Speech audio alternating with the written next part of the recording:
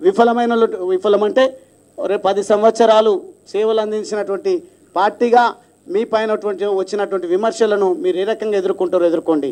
కానీ మీ దగ్గర ఏదో ఆశించి పనిచేస్తున్నటువంటి నాయకులను మీ పైన వస్తున్నటువంటి విమర్శలను ఖండించేదానికి వాడుకోకండి.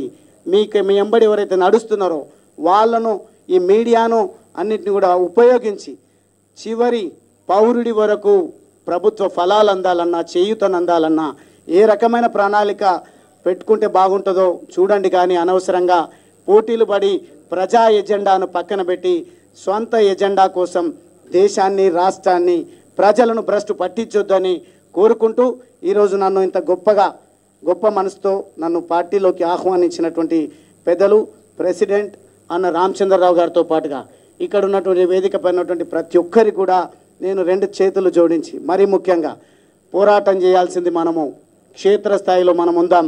మనకింత పెద్ద అండ ఉంది. ఖచ్చితంగా అచ్చంపేట నుంచి మొదలు పెడదాం.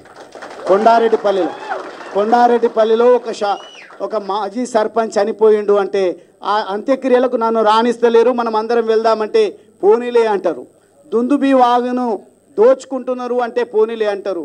లేదంటే ఎస్ఎల్బీసీలో 8 మంది చనిపోయినారు, డెడ్ బాడీస్ 6 నెలలైనా వస్తలేవు, దాని గురించి మనం ఒక కార్యక్రమం చేసుకుందామంటే పోనీలేండి. ఈరోజు కేసీఆర్ గారిని కాపాడుకోవాల్సిన బాధ్యత మనందరిపైన ఉంది. దీన్ని ఖండించండి, మీరు యాక్టివ్గా ఉండండి, డిబేట్లలో పాల్గొనండి, ప్రెస్ మీట్లు పెట్టండి అని మాట్లాడుతున్నారు. అది నాకు సాధ్యం కాదు. 2 సార్లు శాసనసభ్యుడైన నేను చదువుకున్న వ్యక్తిగా నా పోరాటం పేద ప్రజల అభ్యున్నతి కోసం, నా పోరాటం అంత్యోదయ అందరికి అందే విధంగా నేను ముందుకు పోతా. అది బీజేపీ పార్టీలోనే నరేంద్ర మోడీ గారి నాయకత్వంలోనే సాధ్యమవుతుందని ప్రజలు చెప్పినందుకే, నా ఆత్మీయులు చెప్పినందుకే నేను బీజేపీ పార్టీలో చేరడం జరిగింది. ఇదేదో ఆషామాషిగా ఒకరోజు అవకాశాలు రాకపోతే వచ్చింది. నాకు 4 సార్లు మంచి అవకాశం ఇచ్చిండ్రు, పర్వాలేదు, అది మీ మెహర్బానే అనుకుందాం. పోని నేను ఎంత ప్రయత్నం చేస్తే, నేను ఎంత ప్రజల్లో ఉంటే నాకు అవకాశం ఇచ్చిండ్రో నాకు తెలుసు, నా అచ్చంపేట ప్రజలకు తెలుసు, నా ఉమ్మడి మహబూబ్నగర్ జిల్లా ప్రజలకు తెలుసు.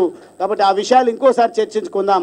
కానీ ఈరోజు బీజేపీ నాయకులు కార్యకర్తలు మనందరిపైన ఉన్నటువంటి కర్తవ్యం మోడీ